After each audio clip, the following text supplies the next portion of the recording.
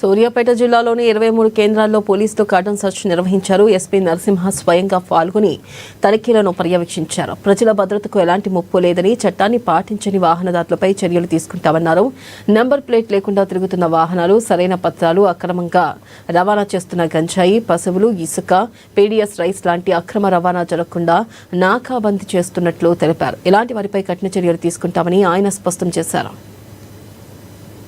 Entry మార్గాలు, exit మార్గాలు అన్నింటినీ కవర్ చేస్తూ 23 సెంటర్లలో మనకున్నటువంటి 23 మండలాలలో 23 సెంటర్లలో ఇంటెన్సిఫై వెహికల్ చెకింగ్ జరుగుతుంది. మెయిన్ ఉద్దేశం ఏంటంటే మన జిల్లాకు ఎవరైనా అసాంఘిక శక్తులు, అదేవిధంగా దొంగలు, నేరాలు చేసే వాళ్ళు ఎంట్రీ చేస్తున్నారా, అదేవిధంగా అక్రమ రవాణా, గాంజాయి, PDS rice, illegal cattle transportation, ఇంకా ఏదైనా ప్రొహిబిటెడ్ గూడ్స్ వాళ్ళు ఏమైనా తీసుకెళ్తున్నారా, అదేవిధంగా మనకు చాలా ఎక్కువ సందర్భాలలో